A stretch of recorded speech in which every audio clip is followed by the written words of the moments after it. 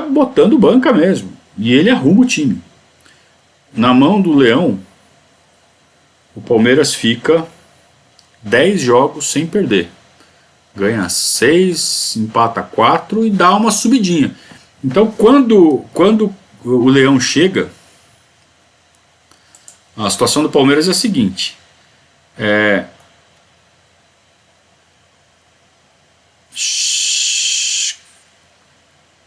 Vamos lá. Não é aqui não. É aqui. Quando o Leão chega, a gente está com 13 pontos atrás do líder. Em 17º lugar. É a campanha do Bonamigo. Depois dessa reação, o Palmeiras chega a ficar a 9 pontos do líder, ou seja, tirou 8, com 14 jogos para fazer ainda. Então você tem 14 jogos e você está 9 pontos atrás. Dá, não dá? Time embalado ainda.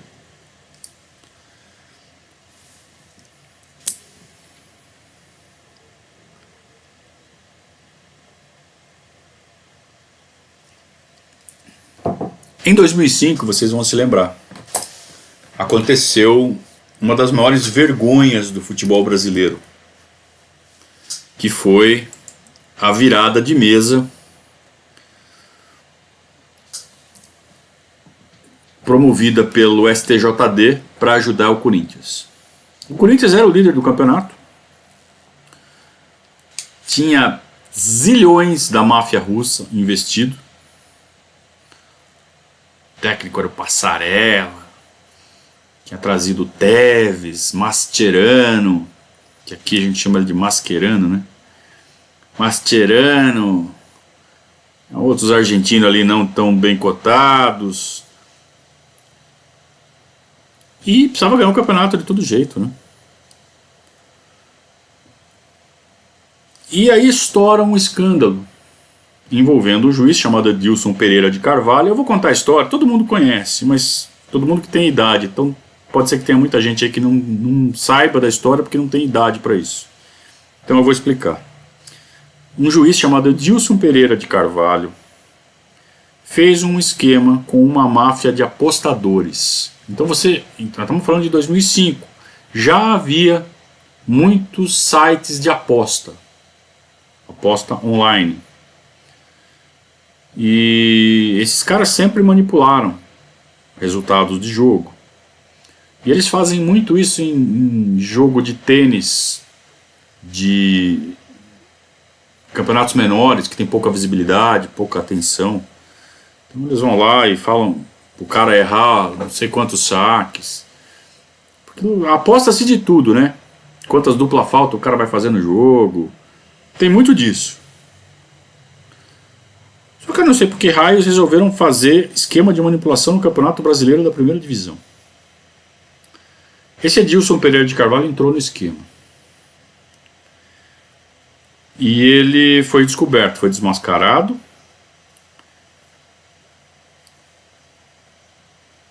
E confessou. Inclusive ele fala assim, olha, teve um jogo, Juventude e Figueirense, em Caxias, que eu tinha que fazer o Juventude ganhar. Mas o Edmundo acabou com o jogo. Eu tentava, o Edmundo foi lá e fez 800 gols lá, o Figueirense ganhou, não tinha o que fazer. Mas não foram em todos os jogos que eu fiz isso. Eu manipulei esse jogo e esse jogo.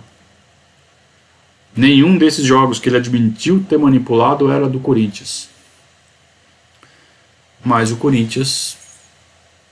2 dos jogos que o Corinthians tinha perdido foram apitados pelo Edilson. E o Corinthians fez toda a pressão possível através... sei lá como, né? Mas tinha muito dinheiro por trás. O seu Luiz Sveiter era o presidente do STJD. Ele convoca uma coletiva num domingo de manhã no Esporte Espetacular da Globo para falar que todos os jogos que o Edilson Pereira de Carvalho apitou estavam anulados e que as partidas iam ser disputadas novamente. Ou seja, o Corinthians perdeu 6 pontos sem a influência do Edilson, porque foram jogos em que ele falou, não, neste aqui não teve nada. Não interessa. Sua arbitragem está comprometida, tem que disputar tudo de novo. Por quê? Porque o Corinthians perdeu as duas. E o Corinthians tinha feito 0 ponto, tinha perdido para o Santos, então perdido para o São Paulo, perdido para o Santos. Aí na redisputa, o Corinthians ganha do Santos e empata com o São Paulo, ou seja, o Corinthians ganha 4 pontos. Então a diferença do Palmeiras, que estava em 9, ela passa a ficar em 13. E aí já não dá mais. 9 daria, assim, se o Palmeiras fizesse uma reação espetacular, desse tudo certo. Aí quando ficou 13 a diferença, falou, velho, não dá. Não dá mesmo. E aí o Palmeiras precisa focar na Libertadores. O Palmeiras estava em 7º, 8º lugar, pô, dava para chegar em 4º ainda. E o Palmeiras vai fazendo ali sua campanha digna, vai subindo na tabela, vai ganhando o jogo. Pedrinho tá de volta, jogando bem. E nas últimas, faltando 5 rodadas para o fim, o Palmeiras ganha do São Paulo, ganha do Juventude, mete 6-2 na Ponte Preta, perde do Internacional na penúltima rodada, lá no Beira-Rio, tradicional.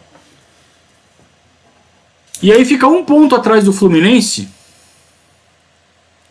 Fluminense em 4º, Palmeiras em 5º. E a última rodada, o último jogo é Palmeiras e Fluminense no Palestra. Aí é um jogaço. É um jogo dos mais legais que eu já fui lá no Palestra. Lotado. Aquela coisa de sábado à tarde, sol de dezembro na lata, quente pra caramba. E o Palmeiras sai atrás.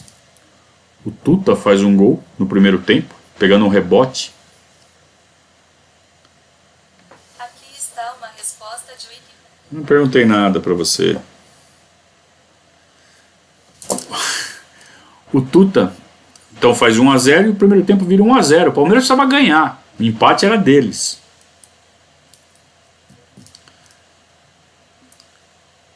Foi um jogaço, gente. Foi um jogaço. No segundo tempo, o Palmeiras volta com tudo. E num lance em que o Marcos se esforça para não deixar a bola sair pela lateral, que ia ser lateral para o Fluminense, o Marcos corre, chega perto da bandeirinha de escanteio, domina, olha para frente e faz o lançamento. O Joino tá perto da linha lateral, lá no campo de ataque. O Joino com uma puta de uma classe, uma categoria, ele domina a bola, olha pro meio, toca pro Dumbo, o Dumbo recebe de costas, gira, tira o zagueiro e mete o canudaço de fora e empata 1-1. Você fala, nossa senhora, agora vai virar. Isso começa do segundo tempo. Explode o Palestra. Vamos para Libertadores, a briga é para ir para Libertadores. Só que 5 minutos depois, o Arouca que depois veio jogar com a gente, o Arouca devia ter 20 anos, 19 anos na época. Não era cabeludo ainda, um cabelinho, sabe o cabelinho curtinho, de humilde, de sub-20. Pelo menos naquela época sub-20 era humilde, né? O Arouca pega um foguete de fora da área, parecido com o do Cicinho. A bola bate no travessão, pinga dentro e sai. Ela não chega nem a bater na rede. Mas uma paulada. E o Marcos fica, puta, não tem como pegar. E não tinha mesmo. Mesmo tendo sido de muito longe, porque foi muito forte o chute. Aí o Marcos, para levar uns gols de fora desse também, o Gilmar, lembra do gol do Gilmar? A Sul-Americana. E sem culpa, né? Não tem como. Para fazer gol no Marcos é só acertando umas dessas mesmo. E aí já estava quase 20 minutos. 2-1 pro Fluminense. Mas eu senti no Palestra uma coisa que lembrou um pouco aqueles climas da Série B. De todo mundo, vamos. E aí o Palmeiras faz 2 gols de bola parada. O Palmeiras faz 2 gols de vai na marra. Então, aos 20 e poucos, o Juninho bate uma falta na lateral da área. Ele joga no meio do bolo ali. O Petkovic estava no Fluminense na época. Ele tenta afastar, só que ele não pega em cheio na bola, ele só dá uma raspadinha na bola. No que ele dá uma casquinha, ele tira de todo mundo, a bola entra no gol. O gol foi pro Juninho. Mas quem fez o gol contra foi o Petkovic. 2-2. E tinha ainda uns 15 minutos pela frente. Aí o time do Fluminense sentiu a força da torcida do Palmeiras. Vocês lembram quando o Thiago Neves falou que naquele 3-3 da Copa do Brasil contra o Cruzeiro, a torcida do Palmeiras quando vai foi uma daquelas. Quando empatou 2-2, tinha 15 minutos pela frente ainda, a torcida falou: ah, é agora. E os jogadores do Fluminense, você notava que eles borraram o calção. O Palmeiras foi com tudo pra cima, mais uma falta, dessa vez do lado direito, mais pra trás, na intermediária, junto à lateral. O Correia ia pôr na área.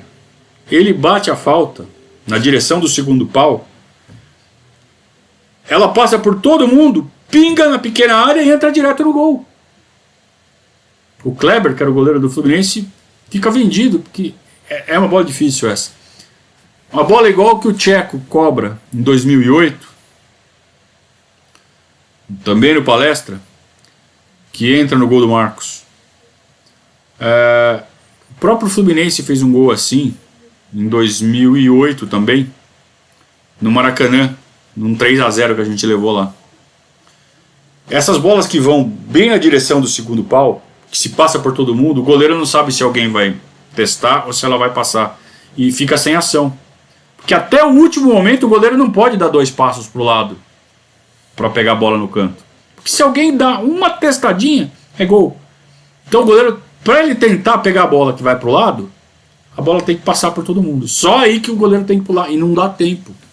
Então, se o cara que bate acerta esse ângulo, que foi o que aconteceu com o Tcheco, que foi o que aconteceu, acho que foi o Conca que bateu em 2008, ela passa pelo Fred e entra no cantinho do Marcos, e essa que o Correia, às vezes é até sem querer. Se o cara mirar, ele não consegue. Porque além de tudo ela tem que pingar, né? Ela tem que bater no chão. Porque ela tem que vir na altura da cabeça dos caras. Porque ela vem muito alto, o goleiro sabe, ninguém vai cabecear essa bola. O goleiro tem tempo para dar 2 passos pro lado e agarrar a bola. Se ela vai na altura da cabeça da rapaziada e passa, é indefensável. E foi o que aconteceu. O Correia acabou fazendo o gol. O Palmeiras fecha o